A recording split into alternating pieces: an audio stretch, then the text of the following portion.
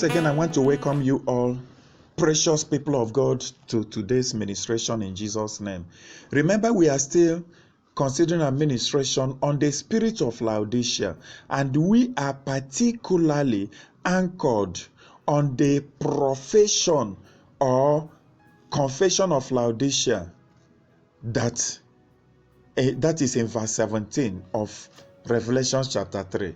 I take it. He said, because thou sayest, I am rich and increased with goods and have need of nothing. To this church or to this age, money is everything. To this age, money can do and undo. To this age, money can get you everything that you need. But the Lord is disagreeing with this age. He says, no, money is not the be all and end all. Money is not that which will bring you into reckoning with me, but because you are not rich towards me, you are the greatest of all the poor, all those that have been grossly impoverished. You are more impoverished than the poorest. May the Lord open our eyes to see our both a physical and spiritual poverty in the mighty name of Jesus. So I want to let you know that in this issue, the Lord then testified against them. He said, though you are professing that you are rich and you are increased with goods and you have need of nothing, but to me, you are wretched, you are miserable, you are poor, you are blind, and you are naked. And so, how did the Lord treat that church? And that is what I want to lead us to now. In Matthew chapter 5, in the Beatitudes, when the Lord Jesus was addressing the people upon the Mount of Olives, what did he say? What was the very first thing that proceeded from his mouth? Let me take you to Matthew chapter 5 from verse 1. He said, and seeing the multitude, he went up into a mountain. And when he was set, his disciples came unto him, and he opened his mouth, and they taught them, saying, listen to verse 3. Blessed are the poor in spirit, for theirs is the kingdom of heaven. That is what I want to emphasize. Blessed are the poor in spirit. Now, take it and juxtapose it with Revelation chapter 3 verse 17, where Laodicea is saying, confessing his affluence, confessing his enormous wealth, and the Lord professed to them that Laodicea, you are poor, you are blind, you are wretched, you are miserable. Then the Lord said, the reason why I said this is that blessed are the poor in spirit. Then why is Laodicea so proud? Because of the abundance of riches. And the Lord was so disappointed and disgusted with the profession of Laodicea. The Lord is so angry with what is happening in Laodicea because he knows the end of the Laodiceans. He knows the end of those that have acquired the anointing of Laodicea, which is the anointing of blindness, which is the anointing of spiritual impoverishment, which is the anointing of wretchedness, which is the anointing of misery, and so on and so forth. Beloved people of God, now take it this way. What is the Lord teaching the people in that Matthew chapter 5 verse 3? Blessed are the poor in spirit, for theirs is the kingdom of heaven. The Lord is just telling Laodicea that, look, I wish you can profess the fact that you are poor in spirit. In other words, there is a hollow that exists in you that only me can feel. Only the knowledge of God can feel. There is a hunger in you for God and for his righteousness, as it is written, blessed are they that hunger and thirst after righteousness, for they shall be filled. Laodicea, you do not hunger and thirst after righteousness. Laodicea, there is no hollow in you, no space in you for me to fill. Laodicea, you are full of yourself. Therefore, there is no space for me to operate in you. And that is why I am standing outside knocking to see if there is anybody in this dispensation that will invite me in, so that I can be able to deliver him and rescue him and separate him from this evil, wicked, irredeemable generation or dispensation.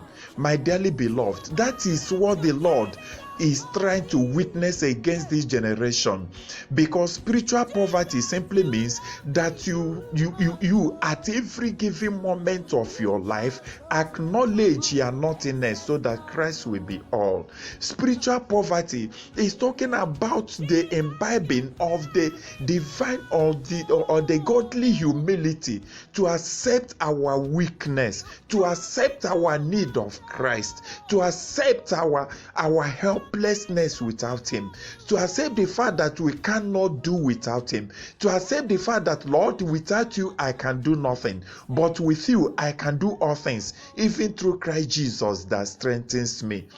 That is the spiritual poverty. When you accept your lapses, when you accept the fact that, oh, even though I have done this, I have done that, but I have only done that as an unworthy servant, unprofitable servant. I have done that which is just my duties to do, which I stand to do for him who has done all things for me, including giving his life to save mine, including suffering my punishment, bearing my sins, and the atoning them on the cross of Calvary. Against him who suffered all contradictions because of me. Yes, if you can only profess that, believe you me, the Lord will see you as the richest, as he saw Smyrna, whom everybody saw as being poor, as being poverty-stricken. But the Lord said, don't mind them, you are rich. Don't mind them, you are rich towards me. You are very, very rich towards me. Don't mind the blasphemy of those that are blaspheming. Now, for Laodicea said that they are rich and they abound with goods. I have need of nothing. But the Lord told them that you have need of everything because you have nothing. That you are miserably poor because you are professing lies. You are being deceived. You are being deluded by the wicked one. You are being manipulated into thinking that you are self-sufficient, but your sufficiency can never in any way thrive without me. Without me, you can do nothing.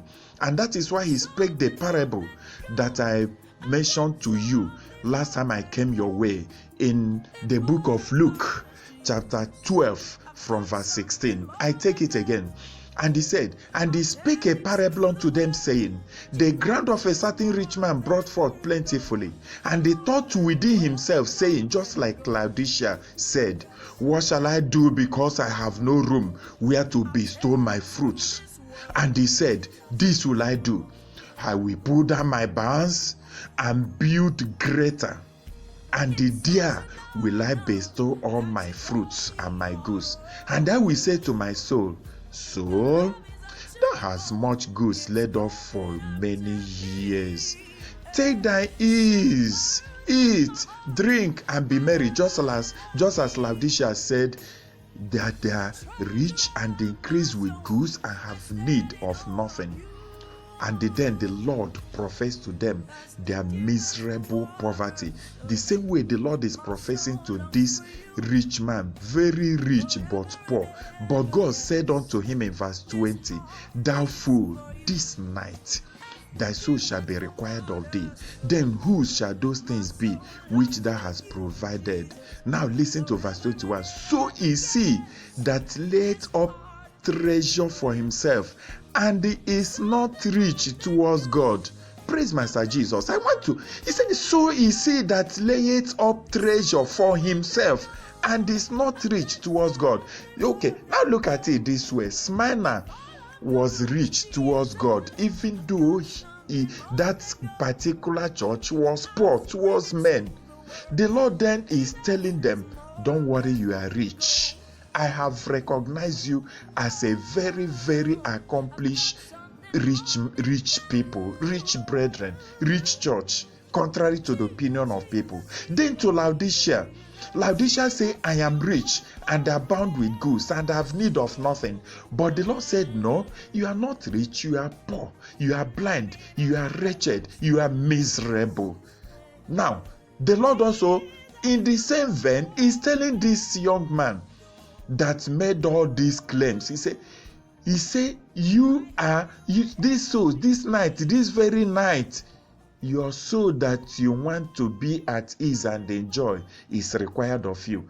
Then who will inherit your sweat and all these things that you provided for yourself over the years, all these things that you sacrifice your soul to acquire? And that is exactly what he's telling these occult pastors, occult men and women, occult laity. All these things that you have acquired by mortgaging your soul, who will enjoy them? Who will eat them?